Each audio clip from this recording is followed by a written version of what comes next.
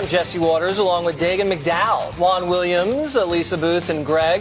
It's 5 o'clock in New York City, and this is The Five.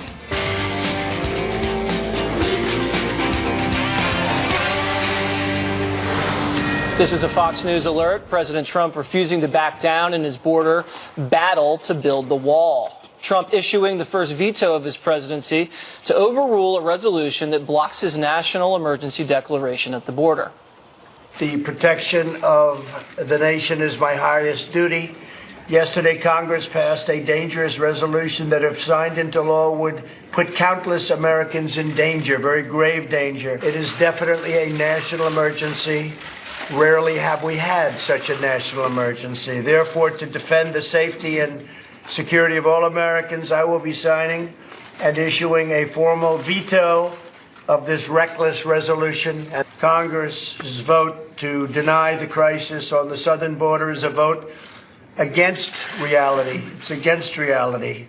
It is a tremendous national emergency. It is a tremendous crisis. People hate the word invasion, but that's what it is. It's an invasion of drugs and criminals and people. Congress has the freedom to pass this resolution, and I have the duty to veto it, and I'm very proud to veto it. So, Mr. Gutfeld, I watched this press conference in full, and I think he stole one of your lines. What did he say? He said they were border deniers. Ooh. And then even reality deniers, I think. What do you think? You think he's watching The Five? Maybe, perhaps. I don't think he watches much Fox, though. When you look back at an era growing up, the 90s will be grunge, the 80s acid wash, the 70s Jimmy Carter. This era is going to be the wall. Because I feel like that's every day we're always talking about the wall. It's part of his kind of, like the bigger picture, which is safe at home, an appreciation of law enforcement. So you have a lot of the police there. You have trying to eradicate the terror threat, and you have the military buildup. So all of these things are part of one vision. So he tends to see it as that, and other people see it as fear-mongering, because that kind of belief can be seen as fear-mongering. You want a strong military, you want a wall, you want law enforcement that says, oh my God, you're scaring people. So unfortunately, something that he believes in can be recast as something wrong. They brought up a fact in there that made me think about the other half of this story. The number one leading cause of death for people under 50 was, they said, drug overdose. One of the officers said that there. So I was thinking, well, what about that? The fault isn't in the dealers alone. The drugs keep coming because we keep using. And I think there's a refusal to admit that often the drug war doesn't make things any better. We're seeing this with the opioid mess, where we're reducing the legal ways to get opioids, and that ends up in overdoses on fentanyl, which one of the gentlemen spoke about his son dying on fentanyl. So we still haven't addressed maybe the underpinnings to this story, which is our desire for oblivion. That's right. People like to get zonked out of their minds.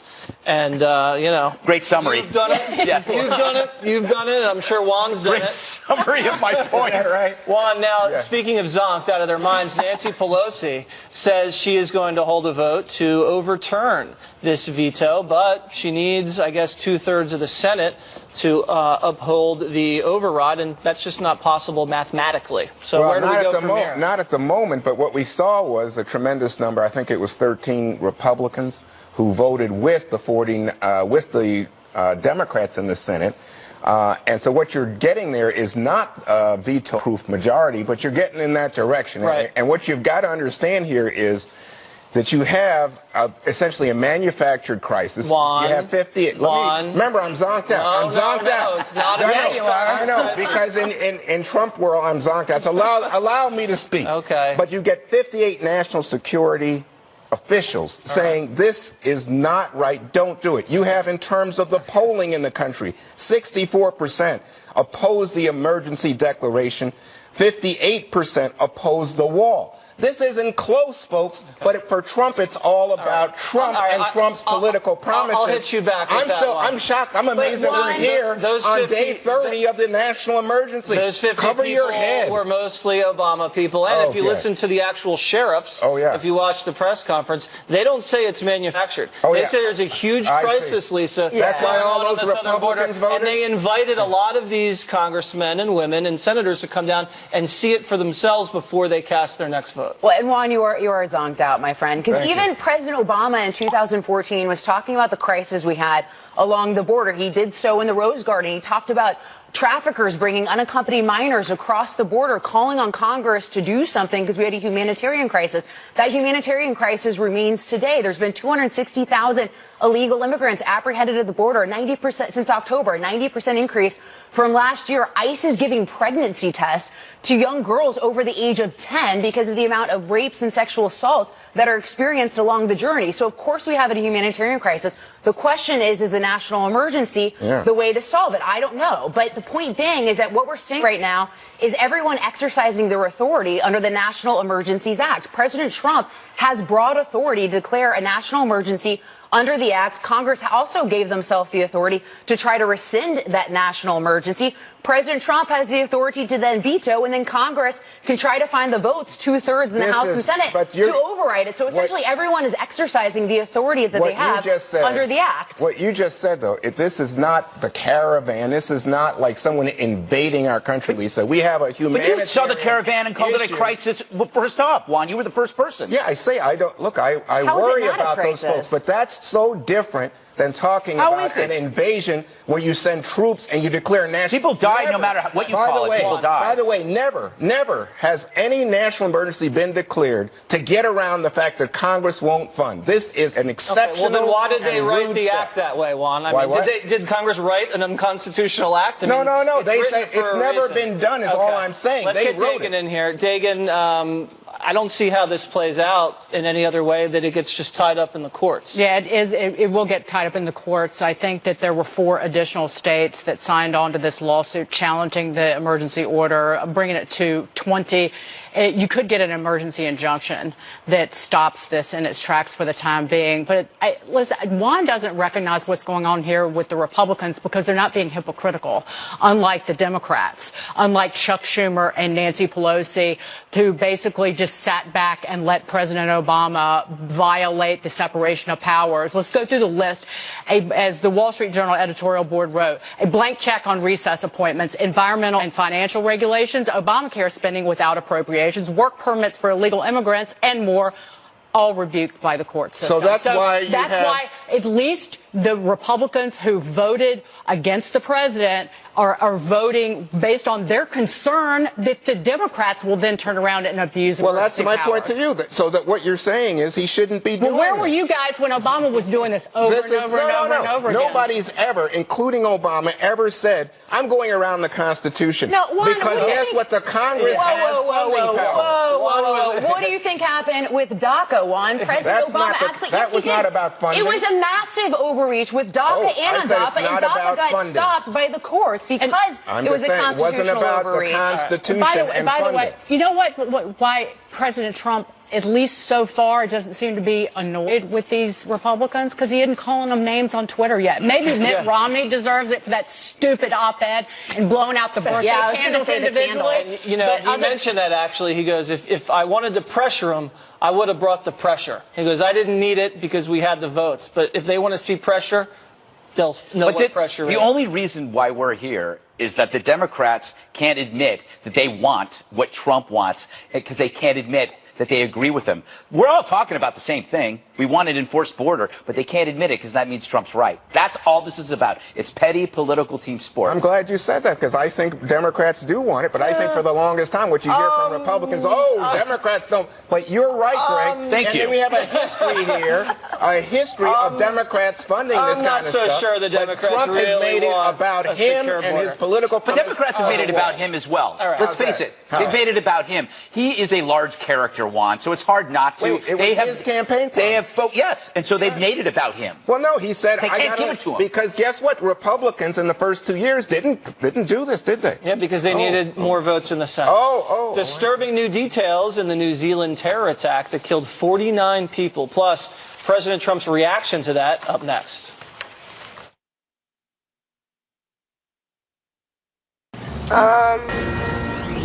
Earlier today, I spoke with Prime Minister Ardern of New Zealand to express the sorrow of our entire nation following the monstrous terror attacks at 2 mosques.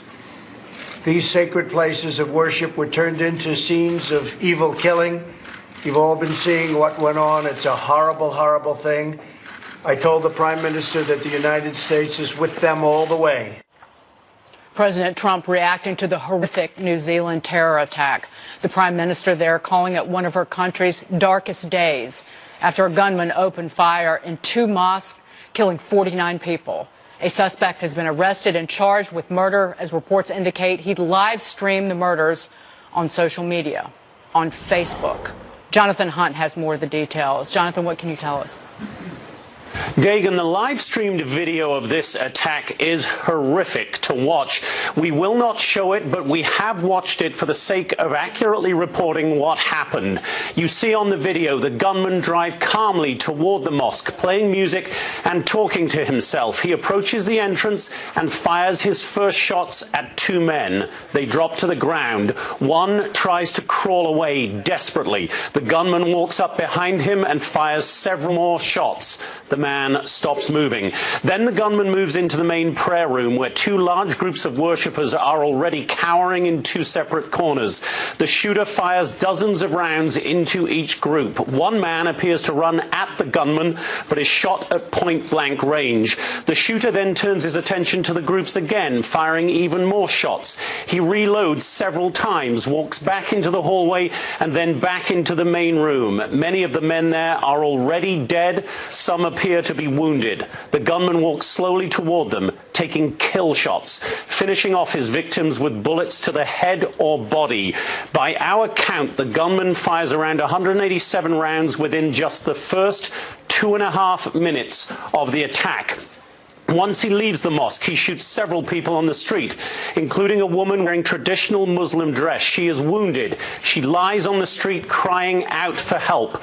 The gunman walks up to her and once again delivers the final shots directly to the woman's head. He then gets back in his car. He drives over that woman's body and continues to shoot other people from his vehicle. There is no sign at that point of any police officers. The video stops after about 16 gut-wrenching minutes, and by our count, 236 shots fired.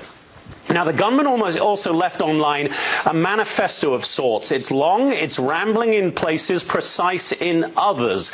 The gunman makes his motivation very clear: intimidating, repelling, and killing what he repeatedly calls Muslim invaders.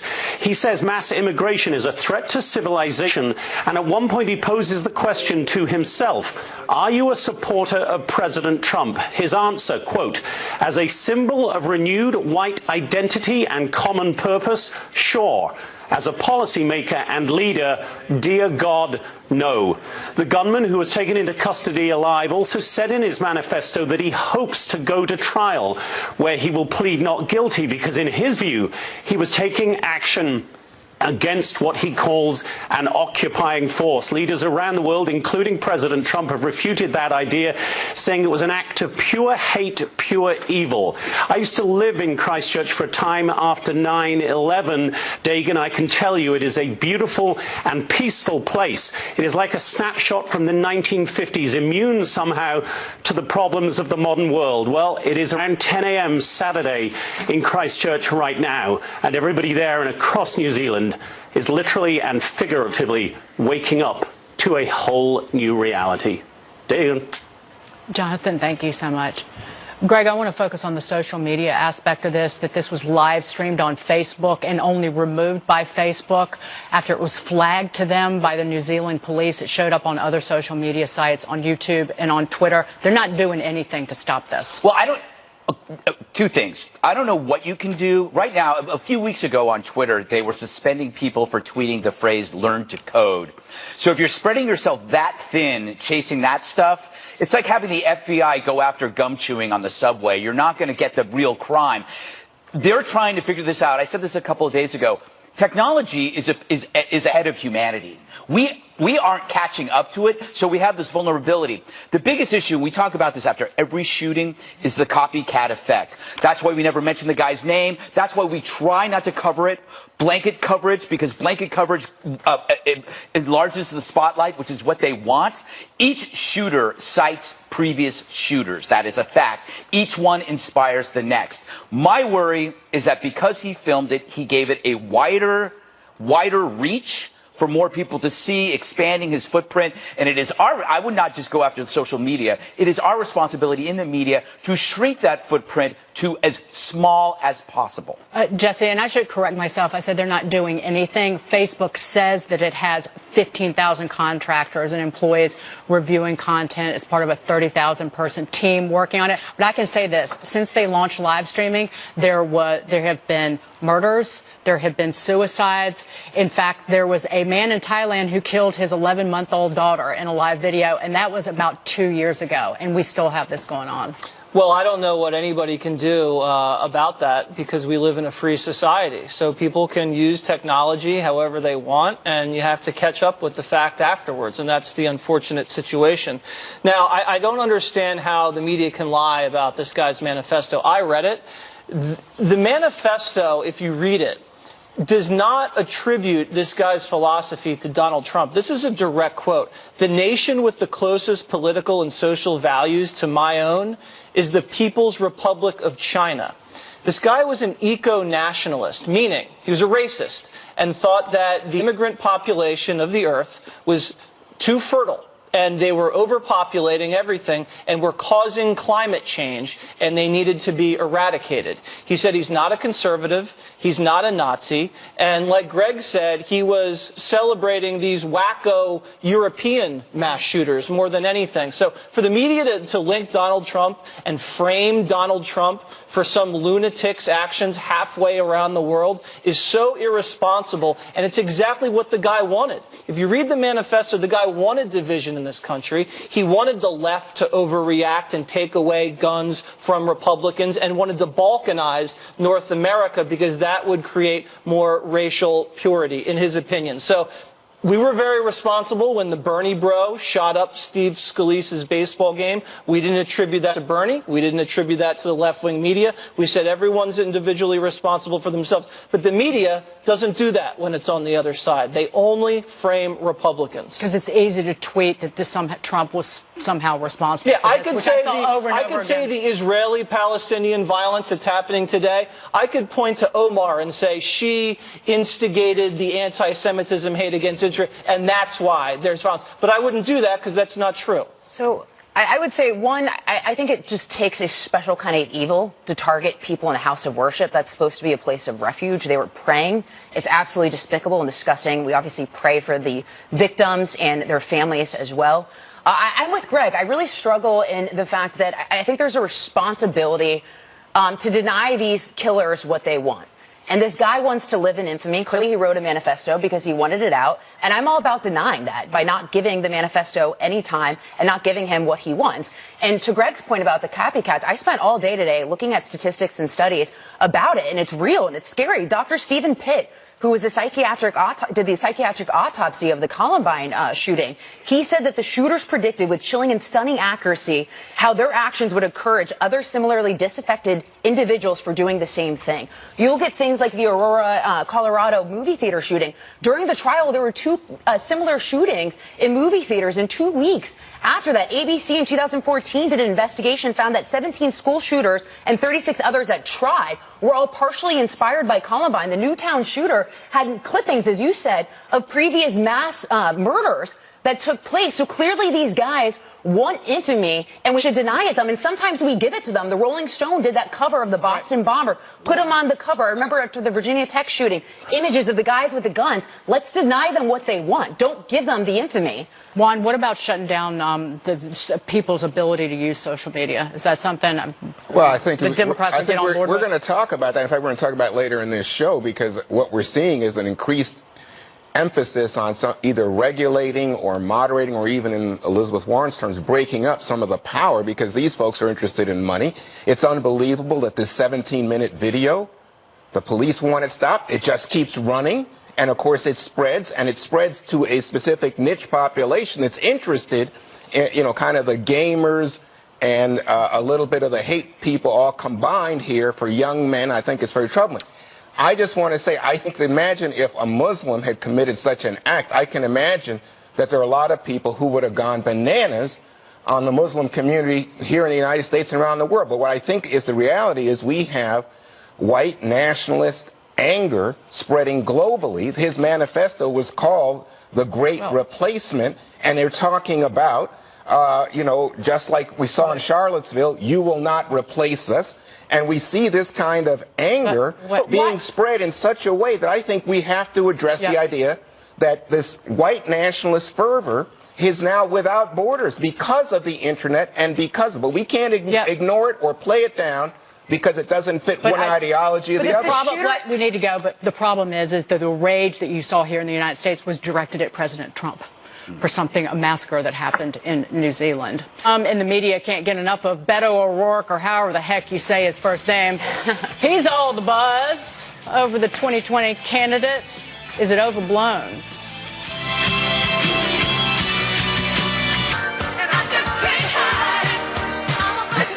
Some in the media are overcome with Beto mania after the guy who lost to Ted Cruz officially announced he's running for president. Take a look at this. Look, I'm a little lighthearted today because I like this field. It's got a new levity to it, but it's not like we in the press created it. There's something out there that is magical. Well, he has a vibrancy, a youthfulness to him. He has a message which is largely cheerful. Seeing him is it's like a Jesus Christ superstar, seeing this guy in front of people. He's got that celebrity aura about him, and in that moment, he was owning that. Safe to say they like him. But the question a lot of us are asking is, what does he actually accomplish? Here's Nancy Pelosi responding, attempting to answer the question. It brought a great deal of vitality to Congress. When he came as a real champion for the environment. He got a great deal of support from the environmental community in his district. Preserving our planet and protecting our people. There are at least two areas in addition to his vitality in so many other ways. So, Juan, to me, it looks like she's struggling to answer the question. So why Beto? What has he done? Well, I think, that around town today, the big cliche was, Abe Lincoln only had one term as a congressman before he became president. But I think clearly the voters in El Paso liked him. And I think if you wanted to look at the actual record, he was pretty good, not only on environment, but on military spending. Today, though, I must say the guns are out for Robert Francis, or as the White House likes to call him, or Beto. The Washington Post had a front page story about how Republican donors had been key to the start of his career as a politician, and he had backed spending for some malls that pushed people out of low-income neighborhoods. And then you also have to keep in mind that he, and I think this is really important, Lisa, sometimes I think the right can't hear this, but he did lose to Ted Cruz. But for people on the left, the idea that in Texas, he challenged Ted Cruz and raised a record amount of money, like $80 million, I think, really makes him a superstar. Well, you're right. He did raise a record amount of money, Jesse, but part of that was because he was running against Ted Cruz, someone that the media hates, that the left hates, so they really protected him, and his record really wasn't examined. Now that's going to be a little bit different, Jesse. I was talking yesterday about the fact that he supports the Green New Deal, allegedly, but took more money from the fossil fuel industry than anyone else besides Ted Cruz. So this stuff's going to surface, and do you think it's going to end up having an impact on him?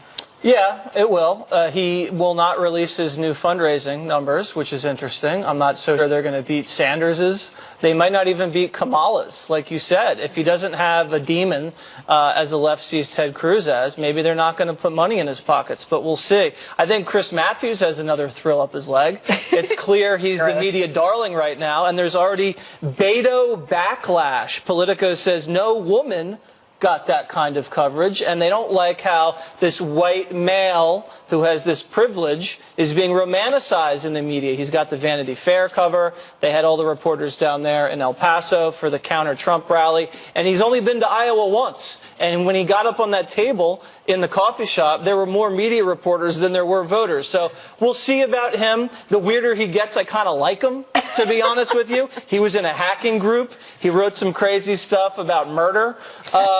I don't know. He's kind of unpredictable, and that's kind of interesting, and he's more fun to cover than some of the other candidates. Interesting. So the hacking group is what that just does it for you. Then. Yeah, that does it for me. All right, Greg, there's a Morning Consult poll that found that 49% of those polled either hadn't heard of him or have no opinion on him.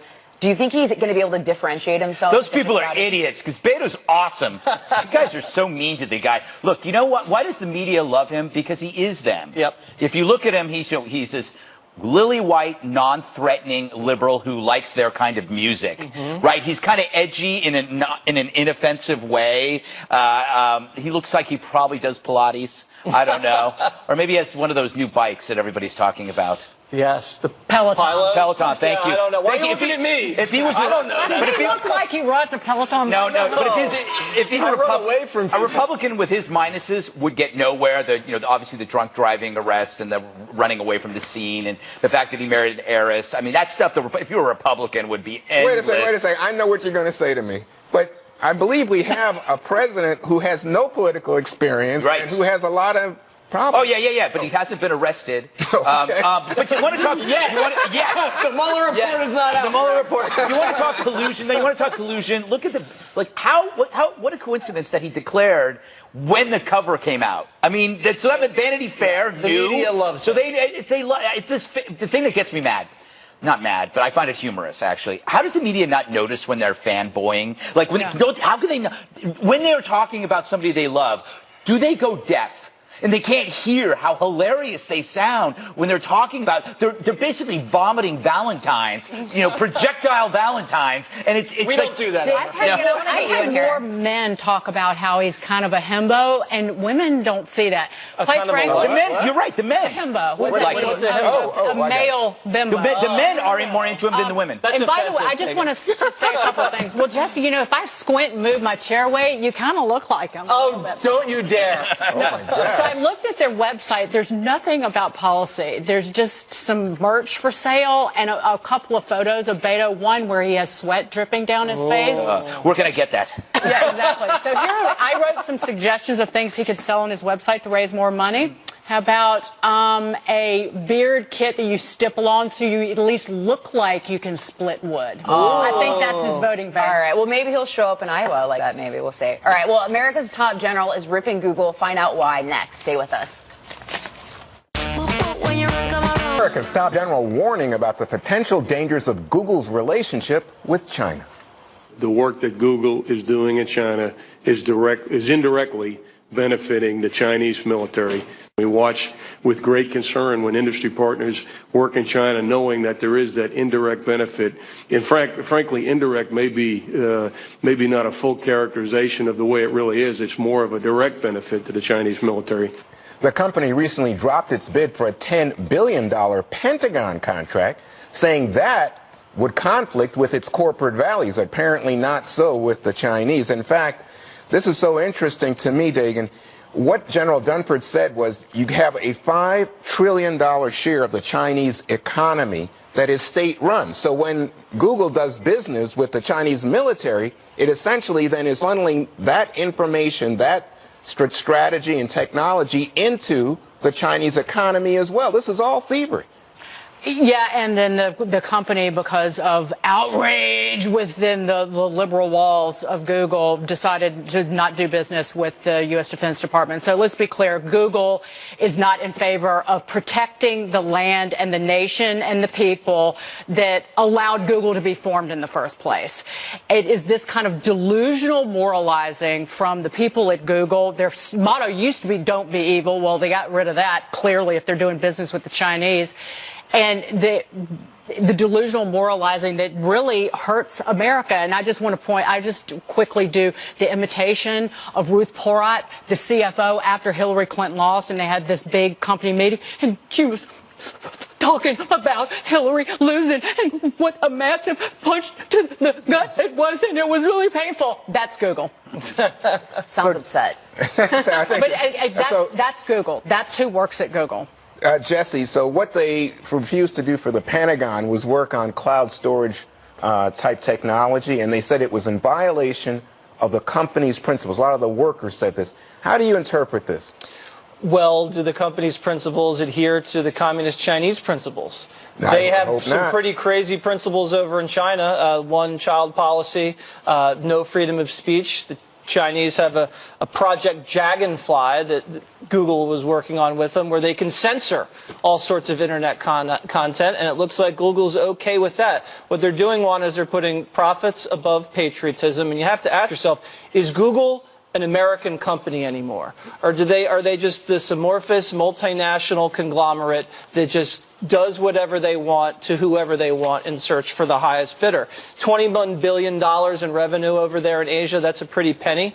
And like you said in the beginning, if you invest Google in China in a commercial enterprise, they just transfer that right to the state-owned corporations. So there's a direct pipeline from commercial interests to the military-industrial complex, which is run by the Communist Chinese, and they steal it on top of that. Lisa, you know, Elizabeth Warren has been trying to say we should break up some of the Facebook, Google, Amazon, that they're just too big and too powerful. Jesse just suggested maybe they don't have any sense of loyalty to the United States. Well, and a lot of this comes from the criticism over data, which I think is one of the biggest fake news stories of all time. The Obama team did the exact same thing that Cambridge Analytica did. The only reason anyone cared about it was because they got caught in President Trump's orbit. Campaigns, both the RNC and the DNC have massive databases of consumer information for voters across the country. Every politician that was sitting on those committees pointing the fingers at Mark Zuckerberg has used consumer data in some way to target voters. It's all such a sham. Not only that, there's literally no privacy anymore. You look at location services. It's a $21 billion industry in 2018 of people following you, what you're doing via apps to reach you via, advertising and things of that nature. Viveo was caught 2 years ago of collecting data on people via smart TV. So point is, there's no privacy. The whole thing's a sham, and the only reason anyone cared about it was because of President Trump. Well, I think Greg disagrees, because Greg thinks that, in fact, a lot of times people don't realize they're giving up their privacy. You have read my mind, just like Facebook. It's true. I hate Google for two reasons. The one reason to what Juan's talking about is because they got me, right? I got suckered into the free Google, which is, look at this marvelous search engine. It's all yours. Search away, and then you are the product. Because once you're using it, they are just mining you, so you become the product. Number two, a few of their employees were upset because they were helping with the drone, making the drone program in the Pentagon more precise. Precise drones will help eliminate mass warfare. That's what it's about. You don't have to carpet bomb anymore if you have precise drones. So what they were arguing about was, what they were defying was actually progress that would help save millions of lives. Instead of Google, ask Jeeves. Yes. Let's go back. Yes. All right. But they're rushing us because there's so much fun about to happen. An explosion of Fan Mail Friday with Maestro Gutfeld. Yes. Next on the phone. Oh, yeah, Fan Mail Friday. Let's get started. Don't have enough time here. Instagram question. If you were a college professor, Juan, what would you teach? Well, I was a philosophy major in college, but I don't know much about philosophy these days. I discovered my thesis the other day in the basement. I couldn't even understand. What's this guy writing about? We feel that same way. But now it's like, I'm all steeped in politics and history. I should have majored in something that would have been useful. My mom would have appreciated it. Yeah. How about you, Lisa? I would do like history of rock and roll or bowling or something like that. Bowling? Because then you still get paid and it's not really, no. Wait a minute. Were you in that college scam? Dagan? No, I did not. I would teach speech to everybody in an Ivy League school. Very good. Very good. Jesse? I wouldn't teach. I would coach. I would coach. Which sport? Why don't you teach coaching? How about that? Not qualified. See, I would do a class called Errands. Errands. And then I would show up and just give each student an errand to run. Okay. And then I would just kick back. Okay. And they'd learn. Yes. Right. There you go. Quick one. All right. Sherry's right. What is the nicest thing you have done for someone else this week? Why are you looking at me like that? You know I can't come up with anything. Jesus. God, did I give a homeless guy anything? I might have. I tip. Okay. When I get change at a Starbucks, I put the rest of the change in the tip jar. That's very good. That's good. You probably pocket it. No, when they're not looking, I take the whole tip jar. I don't think you're giving yourself enough credit. I bet people in your life I must have done something. Yeah, you must. You know what the problem with Jesse is? He's done so much. He can't remember. He can't remember. And it's like one. Yes. How are you, Dagan? Yeah. I always do this. I stopped a lady in the street who looked really nice. And a perfect stranger, and told her that she looked really pretty. See, we can't do that. Yeah. If I do that, I'm gone. Wait, did you just tell that woman she looked good? That's how you get arrested. Yes. Juan? So I can think of two things. One, I mentored a young man. I took him to dinner and hung out with him. But secondly, I agreed to give us free speech MC an event. That's really good. Nice. Wow. Lisa? He's like the Dana of the table now. Showing off. Lisa? I don't know about this week, but next month I'm watching My Special Needs Aunt for my parents so they can go on vacation. Oh, that's really And it's a vacation I bought for them. The question said, what have you done this week? So I you know, I cheated did. by looking ahead. I did cheat. I could do that too. I go, next week I'm planning on schooling these orphans on errands. Just let me have it. Yes, Saying yes. that there was a pregnant lady on the subway who got on and you didn't get your out of the seat and give her the seat. I give money to the guys that play music on the subway because I like the music. I got into a fight with a guy that plays music on the subway. Damn it, Jesse. One more thing is next. And you took his money.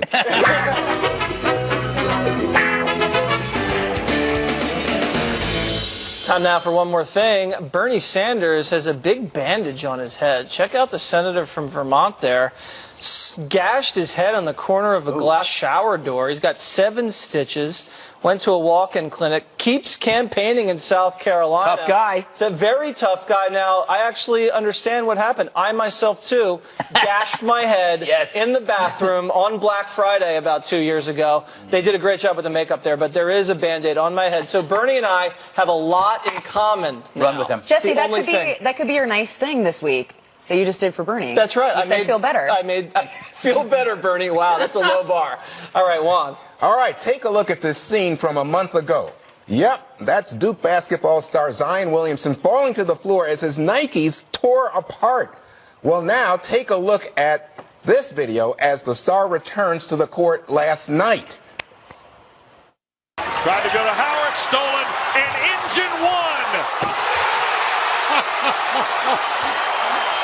29 points with a perfect night of shooting, 13 for 13. He also had 14 rebounds, 5 steals. That kind of performance is going to put him at the center of March Madness. And guess what? He was wearing Nikes. Yes, he stuck with the brand. The shoemaker made a special size 15 with extra padding for the 6'7", 285-pound college freshman. By the way, NCAA tournament teams will be selected this weekend.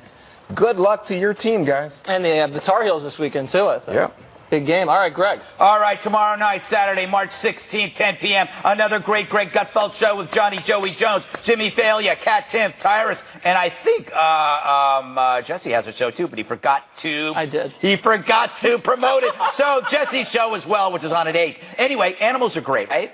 Animals. See, that was my night. Find an animal that's not just strange, but strangely sexy. Check out the dance of the Battledore eagle. Battledore is French for tightrope walker. And I got to tell you something. There's something really interesting. Whoa. I want one of these. Is that a real thing? That is a real thing. That is not a man in a furry suit, although I have been known to dress up like that on the weekends downtown just to make some extra money. Okay. Anyway, that's it's nicknamed the Pine Eagle. All right. Animals are great. I think I might be high. Before we get to Dig, and I am going to plug my show. 8 p.m. We have Dana Lash and we have Kellyanne Conway, and I interview a birth striker. She won't have kids because she's afraid the climate's going to kill the earth. All right, there it is. See, there you go. Dig and McDowell. So a man's flying into the Berlin airport from Cairo with what he says were some cakes, little chocolate cakes. Officers stopped him and he said, I have nothing to declare. And they said, let's look in this box.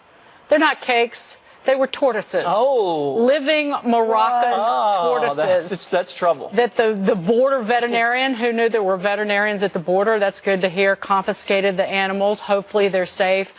The guy faces up to a $56,000 fine, could end up in prison. If you love tortoises and turtles, go to the Turtle Conservancy to figure out how to save them all. So real quick, because I know we don't have a lot of time, but tune in next Thursday to Fox and Friends on March 21st, Thursday, March 21st. I did an interview with John's Crazy Socks with co-founder John Lee Cronin, a young man, an entrepreneur with Down syndrome. I hung out with him, his dad, and the rest of the team. Please tune in. It's really special.